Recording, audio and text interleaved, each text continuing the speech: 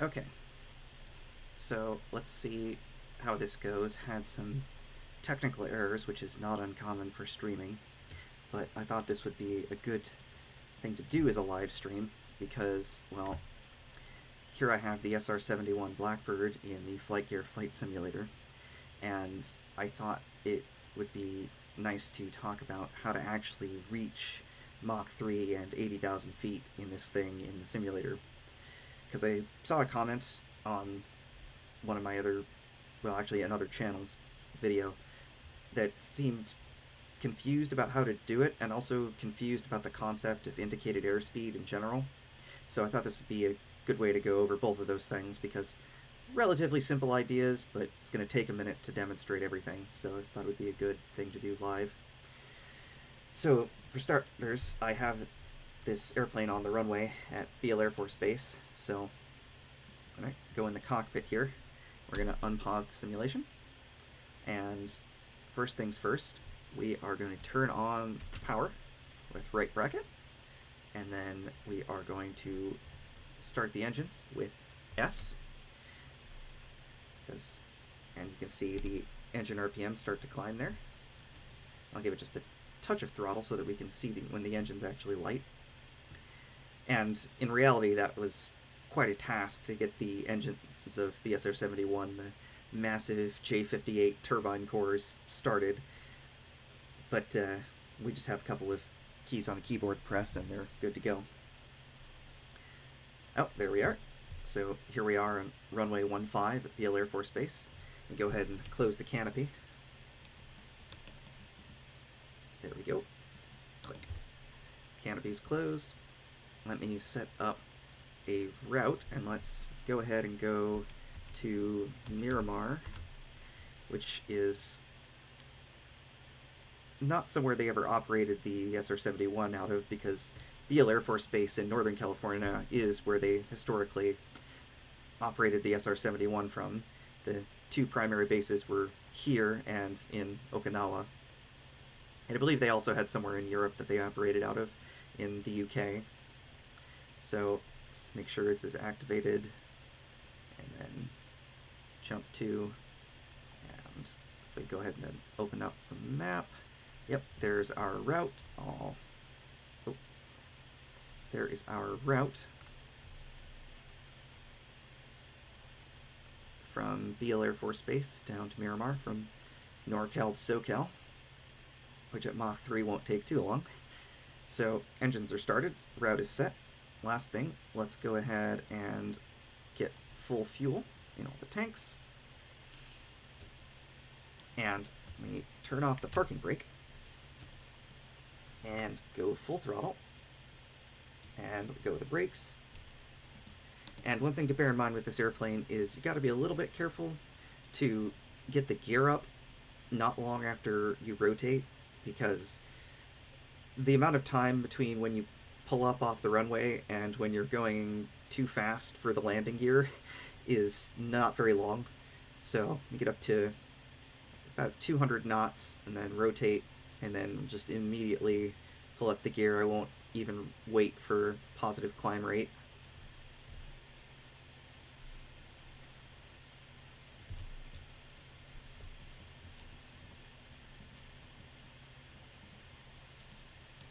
Alright, and then give it a little bit of trim, up trim, and then I'm going to go ahead and set the autopilot so I can start explaining things as we go.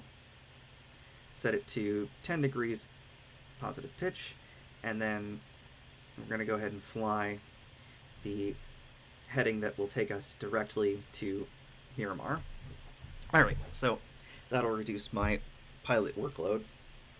So actually, we can do more like 15 degrees until we get up to 35,000 feet. So a thing to understand about this airplane is it is extremely fast, but it actually has somewhat lackluster acceleration, and that's because the vast majority of the engine's power comes from the ramjet section, right? These big ol' engines here, also have on the little plastic model, are primarily ramjets, right? And they do have in the center of the engine a regular turbine jet engine, but that's really just to provide enough power to reach Mach 1, and after that, the ramjets provide almost all of the thrust. And you can also use sort of a aspect of the ramjets as just regular afterburners to supplement the thrust of the core of the J58 engine. And so what we're going to do is we're going to just climb like this until we reach about 35,000 feet or so. Let me actually back off and go back to about 10 degrees pitch up now that we've got a little altitude. So, and this is actually in the manual, but it's a little bit confusing, where what you have to do is you basically have to go up to 33,000 feet at about Mach 1, 1.09, and then we're actually going to descend back down to 30,000 feet in order to push through sort of a little bit of a maximum in drag, because this airplane, when it's passing through Mach 1, it actually has a bit of extra drag that is surprisingly difficult to overcome, because the ramjets get more and more thrust as the airplane goes faster and faster. But around Mach 1, they're just starting to really add thrust to the regular turbine thrust. But the amount of drag around Mach 1 grows substantially, and the drag coefficient actually goes down between about Mach 1 and about Mach 1.3, 1.4.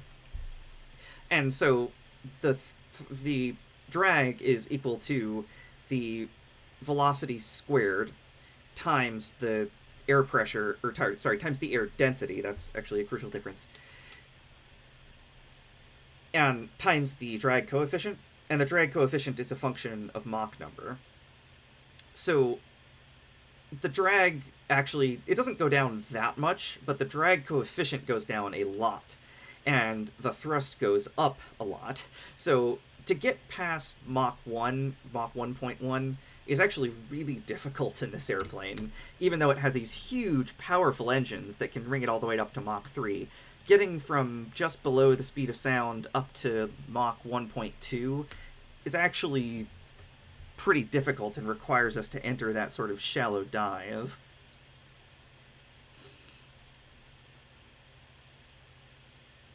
So here we are, it's 300 knots indicated airspeed.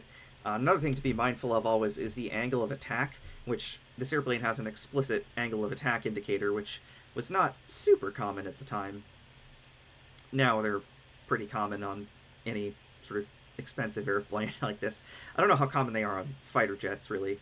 I think most of them have them. Certainly commercial airliners all have them. I'm pretty sure most fighters have them, modern ones.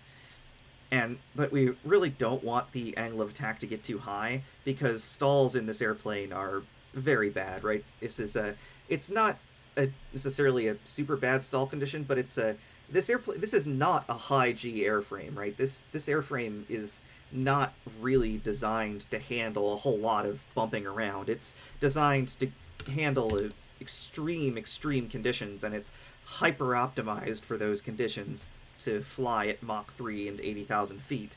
And as a result, it actually has a hard time with things that something like an F-15 or an F-16 or an F-18 would actually have no trouble with. And those airplanes can actually accelerate through the sound barrier much more easily than the SR-71. In fact, if I go to a flyby, you'd see it's definitely, not sitting around doing nothing, but it's not that fast yet. In fact, we're only at, Mach 0.64. We're at 20,000 feet now.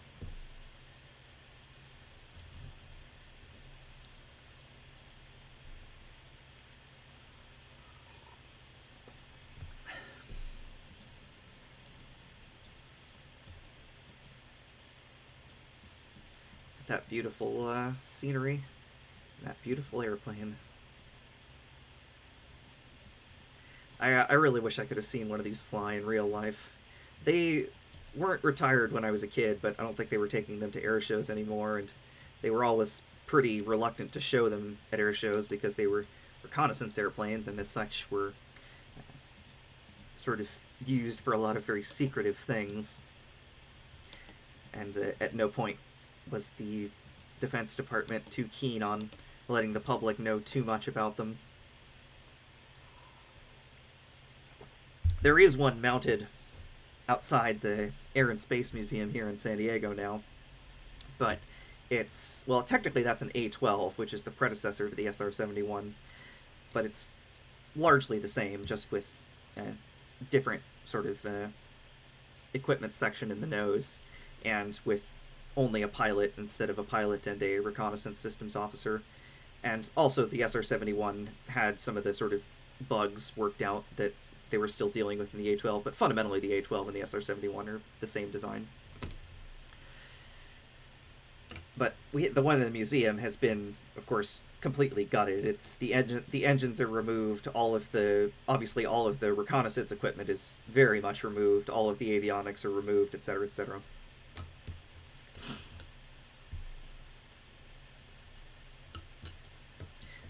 Which, incidentally, one thing is they never fully declassified the real top speed of the airplane, but it's something that can be pretty solidly inferred, because what we do know is we know the geometry of these inlet spikes, and we also know how far they were capable of retracting. And we know that with as the plane goes faster, the shock waves coming off of these inlet cones would bend backwards, and the intake cones would sort of retract back into the nacelle.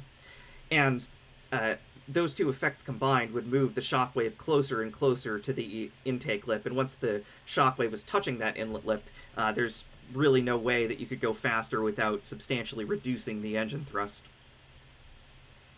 And so from that, we can infer that it couldn't have been any faster than about Mach 3.5. In a dive, it could go a little bit faster, maybe, but as soon as it goes faster than that, it starts losing engine thrust. So even with the benefit of being in a dive, it couldn't realistically go much faster. That's something I would have to talk about separately in the future. Is actually, you might think, oh, if the shockwave bends backwards as you go faster, wouldn't you want the inlet spike to go forward so that you can counteract that effect and keep it there? Well, no. It's actually more complicated than that, and it has to do with the way that shockwaves are reflected inside of the intake and how the shockwaves actually affect the air thermodynamically. Yeah, it's not that complicated, but it's more complicated than just where the shockwave is relative to the inlet.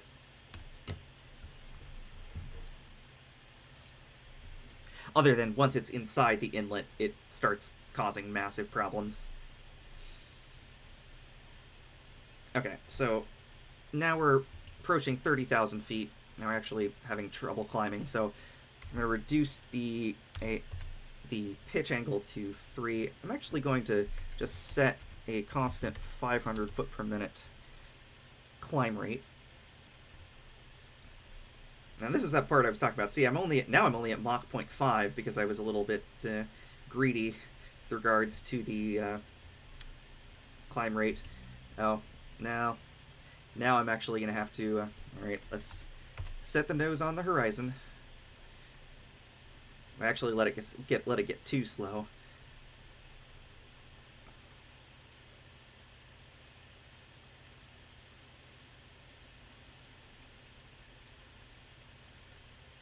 Alright, now let's set 1 degree pitch up.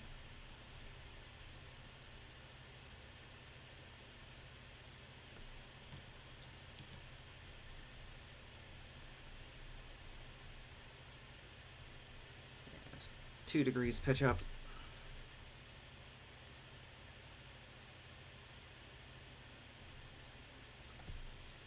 Three degrees pitch up.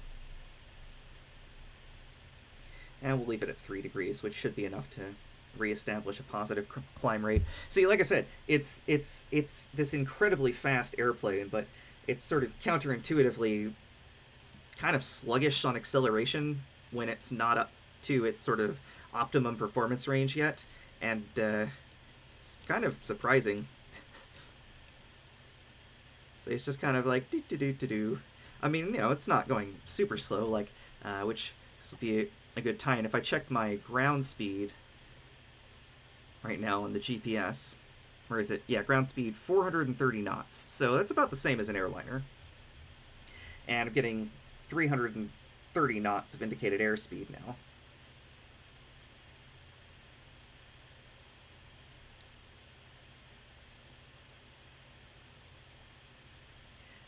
Which, this is maybe a good time to start talking about. There's a difference between, they call it indicated airspeed and true airspeed, and also between all of those things and ground speed, right? Ground speed is exactly what it sounds like. It's your speed over the ground, which is what I'm reading here on the GPS. So now 510 knots. So that's the actual speed that we're traveling, right? You know, we're moving over the ground at a speed of 500 knots, so like 550 miles an hour. But that's usually not what you care about when you're flying, because I mean that's definitely useful information. It tells you how long until you get to your destination. But what you really care about is this number, right? Indicated airspeed in knots. But that's not actually telling you how fast you're going. What it's really telling you is something called dynamic pressure.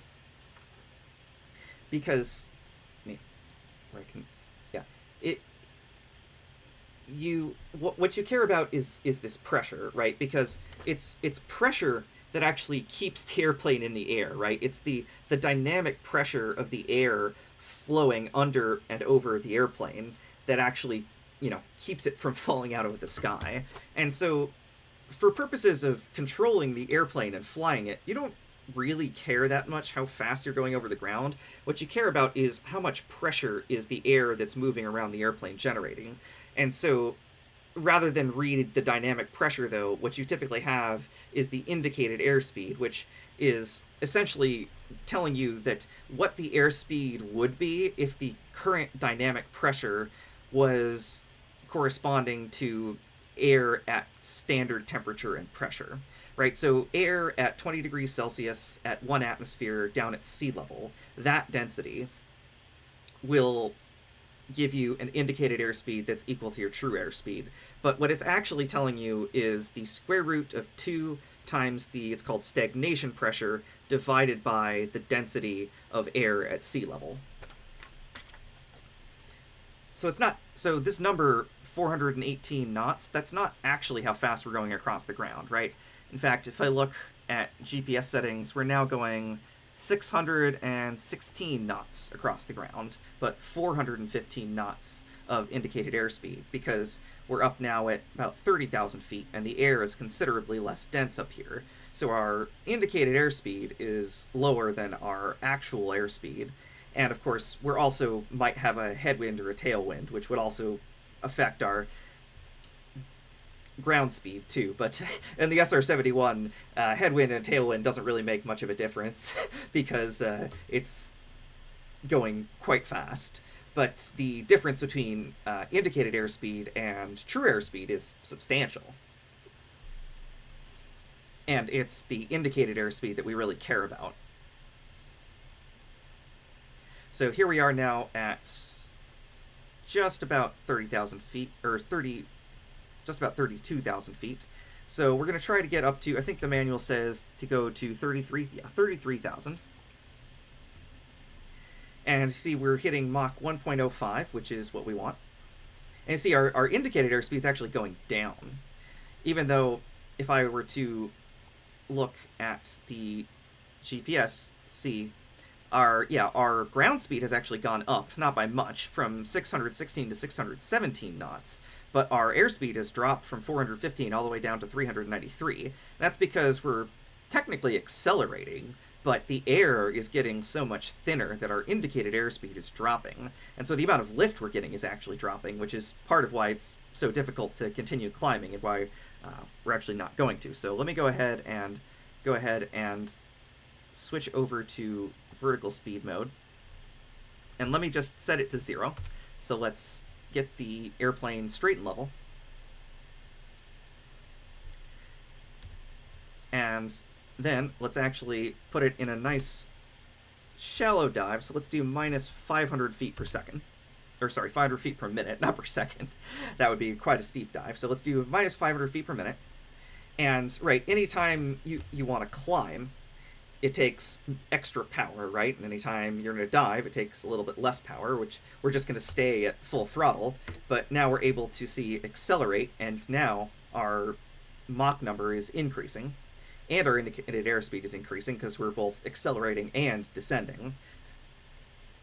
And so, a la the manual, what we need is a Mach number. We don't really care that much what the indicated airspeed is right now, actually. But the Mach number, which is sort of a measure of true airspeed, we want that to read 1.15, right? Because the Mach number is the true airspeed in terms of the speed of sound, but the speed of sound also varies with altitude, just not as much as density does, because the speed of sound is technically only proportional to the air temperature, but the air does get colder as you reach higher and higher altitudes, and so the speed of sound does decrease at higher altitudes. So the Mach number is not necessarily an indicator of true airspeed either, but it's also quite relevant because it will tell you how efficient the ramjets are. And airspeed, remember, we took off with 200 knots, so that's, where we would really want to be careful is if we saw like 200 knots of indicated airspeed. But you see, now it's going up. And we actually might want a somewhat steeper, let's put it to 700. Because we want to make sure to get at least Mach 1.15.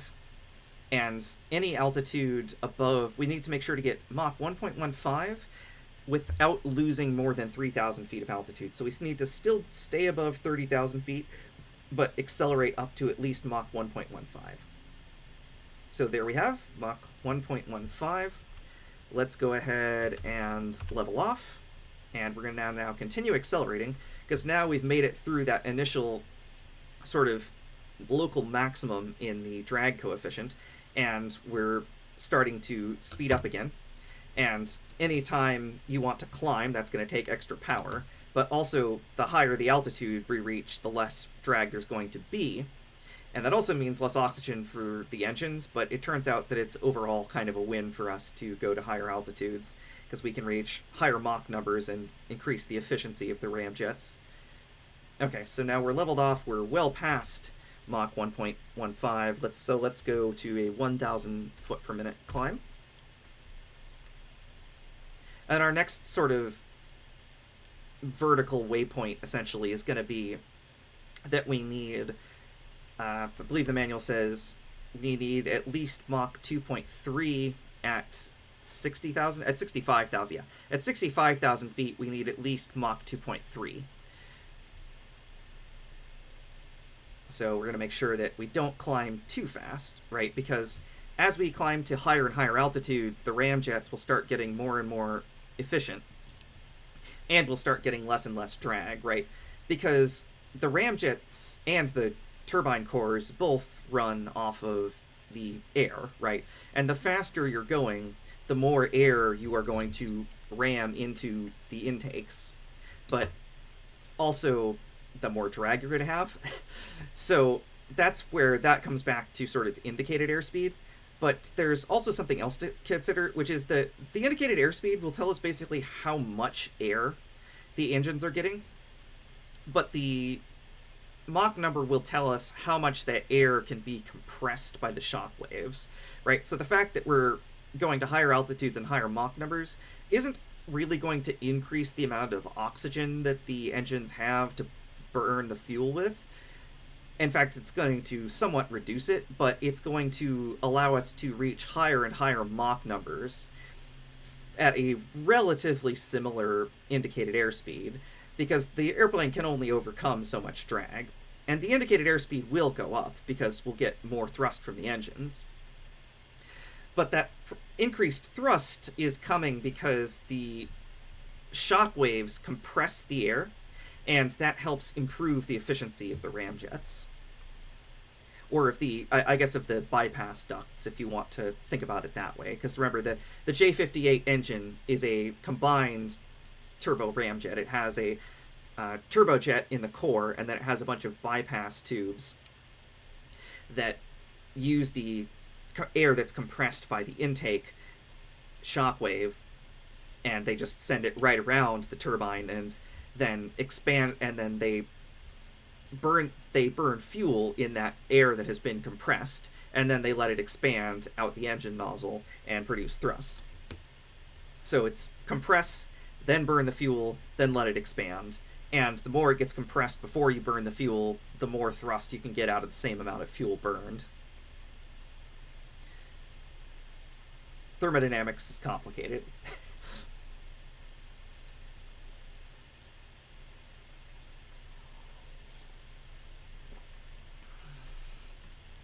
Or counterintuitive, I should say. And somewhat complicated. And see, now we're starting to be a little bit zippier. We're not going too fast. We're still only at Mach 1.24. At this point, I can probably bump us up to about 2,000 feet per minute climb rate. And let's go ahead and go back to our GPS and see. See, now we're doing 700 knots, 725 knots of ground speed. And our indicated airspeed is 460 knots. So we're getting more air, not less, or more pressure. We are getting more dynamic pressure, because that's what this pressure P is called. It's called dynamic pressure, or sometimes it's called stagnation pressure, because it's the pressure. If you bring air to a complete stop after it's moving, right? When I'm blowing on this paper, the air is coming out of my mouth at some speed and then stagnating in front of the paper, and so it's called the stagnation pressure, because it's the pressure you get if you bring moving air to a complete stop.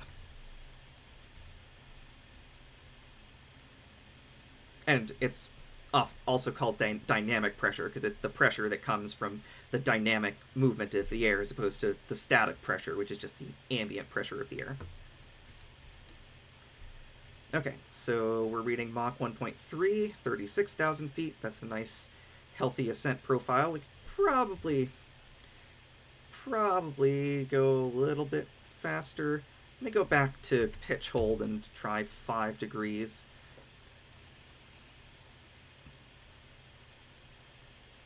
So that's giving us about, 3,000, almost 4,000 feet per minute climb rate. And we're still continuing to accelerate. Our indicated airspeed is going up slowly. Our Mach number is going up quite quickly.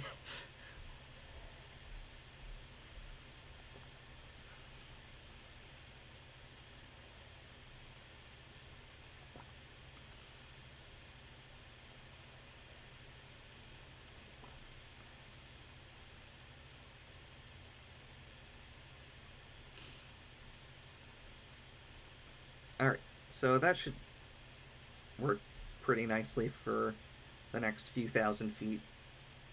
So we got about another 20,000 feet to go in order to reach Mach 2.3, so just got to be careful. If it looks like we're coming up on 65, if we pass 65,000 feet, if we pass 60,000 feet and we're not close enough to Mach 2.3, I'll reduce the climb rate and make sure to pick up a little bit of airspeed, right? Because getting this airplane up to its full speed, you're always kind of in this little careful dance, right? Where like you need to climb to get into the thinner air where the airplane can be more efficient. But also, anytime you want to climb, you need excess thrust, which will reduce your overall acceleration. So you kind of carefully playing off like, okay, I want to climb fast enough that I actually, like, get up into the thinner air before I burn too much fuel, but also I don't want to climb too fast or I'll just get too much drag and I'll never get any acceleration. And so you kind of got to balance things pretty carefully. And so that's why it can be surprisingly tricky to reach the maximum performance of the aircraft.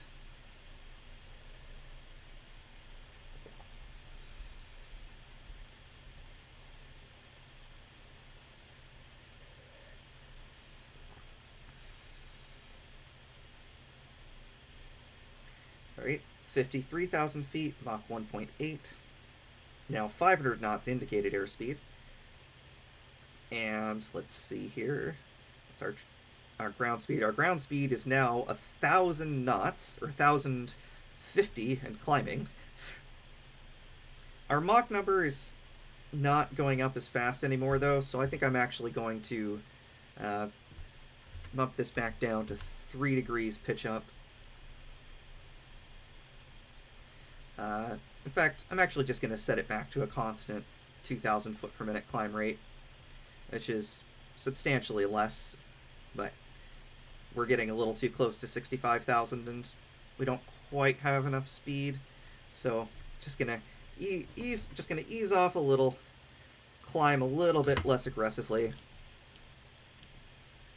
We're still we're pretty zippy now.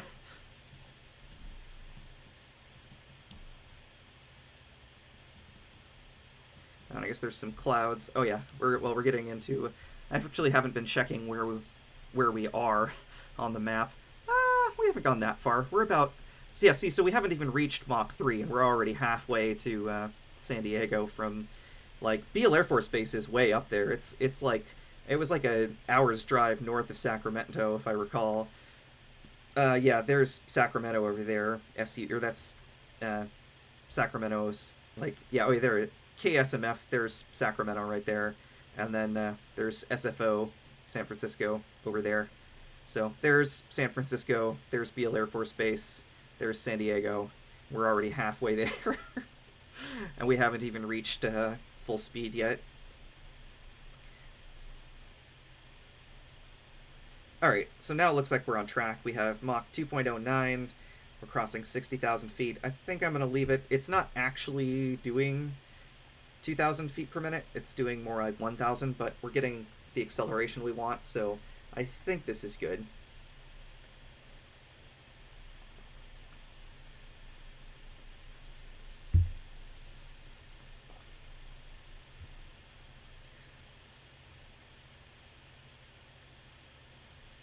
I realized I could have done like that. Yeah, here we go.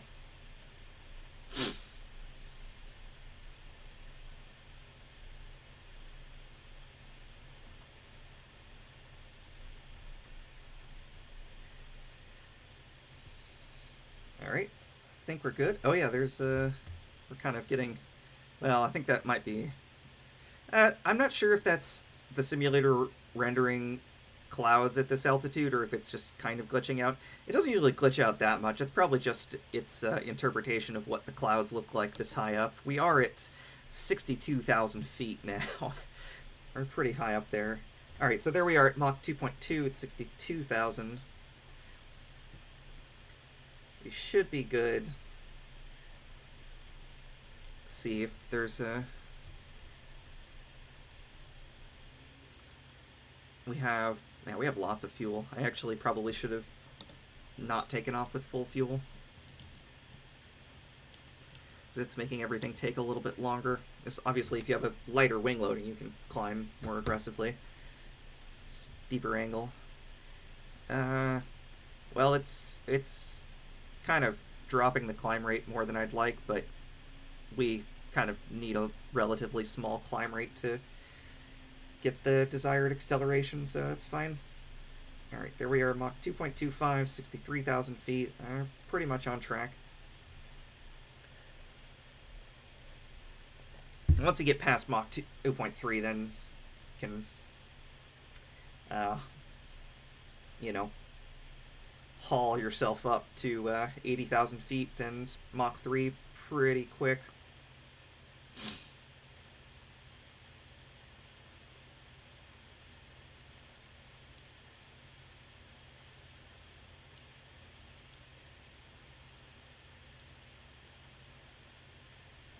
Alright, there we go. Mach 2.3, 64,000 feet. That is just about perfect. Let's go ahead and resume a fairly aggressive climb. Let's set it to 4,000 feet per minute climb.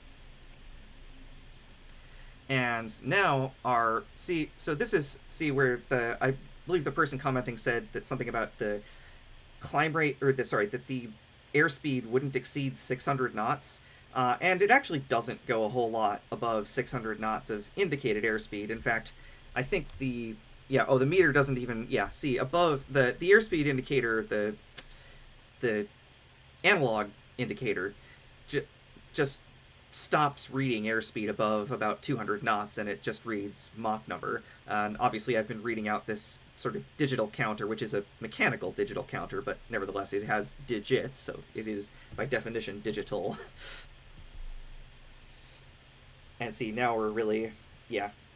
I think, I can't remember how high the indicated airspeed goes. I think it's actually about 700 knots. But you see we're having no trouble climbing, increasing our Mach number, increasing our indicated airspeed, even despite the decrease in density as we continue to climb. It's, for whatever reason, not producing the desired climb rate, though, so I'm going to switch back to pitch hold. And let's set it to 3 degrees again.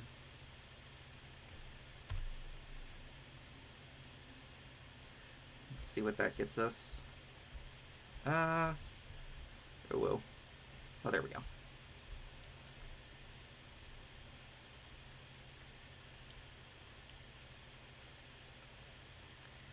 Alright, that's a little fast. That's better. That's actually giving us about a 2,000 foot per minute climb rate.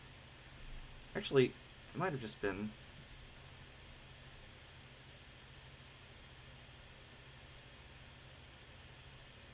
No, it has trouble with holding the constant vertical speed sometimes. Alright, pitch hold it is, 3 degrees pitch up.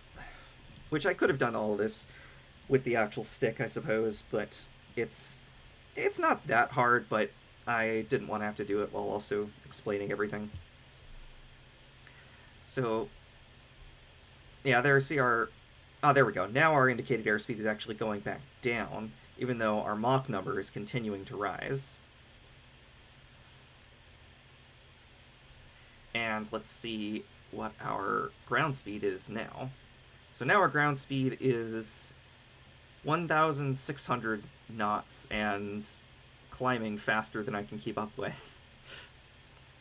Mach 2.82, so getting pretty close. Let me actually back off down to 2 degrees pitch up because we're almost at 80,000 feet now.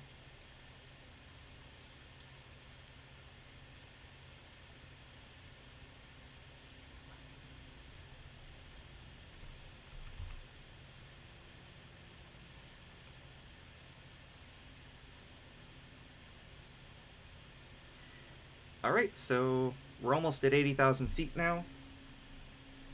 We are at Mach 2.9. And now if I go outside to the flyby view, you can see that we are zipping by pretty quick there.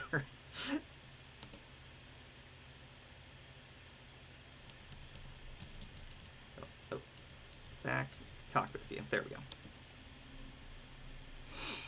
Mach 2.94. Alright, 80,000 feet. Let's push it a hair above. Let's keep our climb going until we're at, let's make it 82,000. It's a nice, even number. And let's see where we are on the map. That actually might be, well, we're actually about to fly into Mexico, so let's see if we can, it sometimes freaks out when you give it a heading bug, but, yeah, it doesn't like to. Let's see if I can just set it wings level. Alright. We'll just set it wings level. So we've now overflown our destination. Nope. Well, actually, speaking of flying it manually, it looks like I may well have to, because the autopilot now thinks we want to go land at Miramar, but we're overflying it. So there we have it. Mach 3.02 and 82,000 feet. 83,000. Let me give it a little bit of down pressure and a little bit of down trim. And I promised you Mach 3. Let's see if we can get 3.3 before I bring this to a close. And why not 90,000 feet? We're at 85 now. Actually, I might want to just hold 85. See, now I actually am flying. I did the takeoff manually too, I guess. Yeah. The autopilot is a tool. It is there to help you. And as you can see from my somewhat inconsistent flying now, it is actually quite useful. In reality, you need to be very careful flying this airplane, because the the G limit on the SR-71 is actually quite low. I think I said earlier, it really doesn't like to bank and pull G's like a fighter. It's optimized to fly at these high speeds, high altitudes. Alright, 3.08. Back more to a level attitude. 3.09. I guess I should technically turn left so that we don't violate Mexico's airspace, which this thing has quite the turning radius for two reasons. One is you're just going so fast, and turn radius is proportional to velocity squared, but also you can't pull very many, like I said, you can't pull very many G's in this airplane, which actually pretty severely limits the rate at which you can turn, which I guess good news insofar as there is any is that we have no trouble pulling a standard 30-degree bank, which only results in about like 1.5 Gs. But the airplane doesn't really produce much extra drag because it already is going so fast that getting a little extra lift is no trouble, right? Most airplanes, the induced drag or the drag that's due to the wings that comes from generating lift is substantial. The SR-71's going so fast that, you know, it's not negligible, but most of the drag is just coming from form drag, the fact that the airplane exists and is going so fast.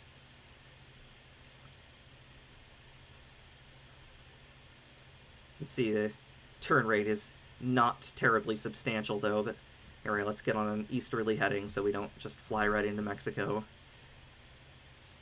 They're generally a friendly allied nation, but I don't know how much they would appreciate us just waltzing in there without a flight plan with a spy plane.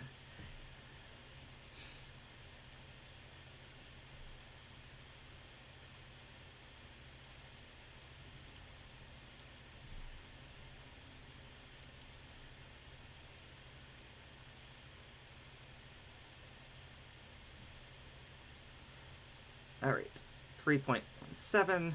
Alright, I may have to, let's just get it to, may have to just get it to 3.2 and maybe call it quits there. Now I even lost a little bit. Yeah, it's because my now gaining altitude, or too much altitude. Oh, there we're back at 85. 85 is what I wanted. Alright. Almost due east. We probably need to get a little bit of a northerly heading at this point, just to overcome the amount of southbound travel that we've undergone in the course of our turn. Maybe get a heading of like 080. That should be good.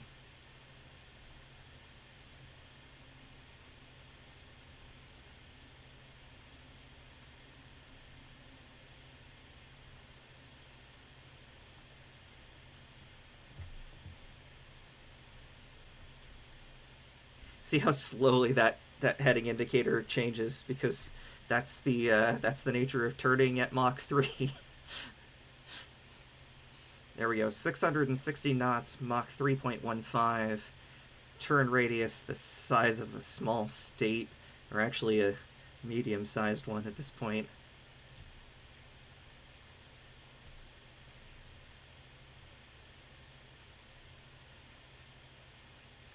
Alright, that'll do. Heading 080. Let's roll back to wings level.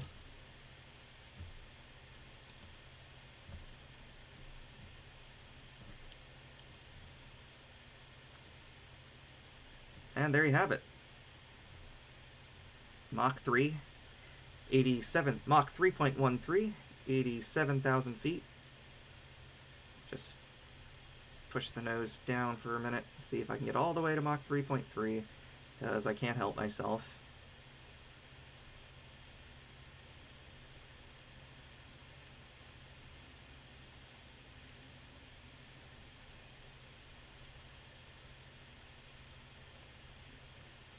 3.2.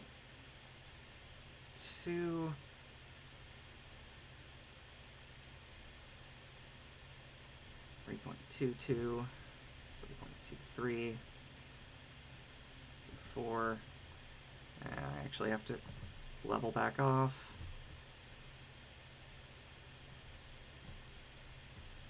So if I get below 80,000, I'll start getting into the thicker air and we'll lose efficiency. Alright, here we go. Mach 3.28. And there we go. Come on, come on. 0.02 more. 0.02. 0.02. That's all I need. Come on. Come on.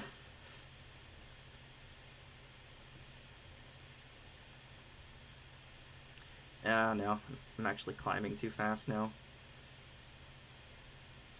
Alright. Well, I think that'll do. Mach 3.27, 84,000 feet. Climbing. I think you get the idea. I'd show you how to land this thing, but it would take quite a bit longer, and also I think I've explained the sort of confusing part. It does take some stick and rudder skills to land this thing, but it's not that different from anything else that has a sort of high speed, high wing loading, except it does have a larger turning radius due to the lower G limit. But yeah, there you go. The SR-71 Blackbird. Legendary as ever. That's how to reach Mach 3. And that is why, even so, the indicated airspeed is only 680 knots, but let's check one last time, our ground speed is 1,889 knots. There you go.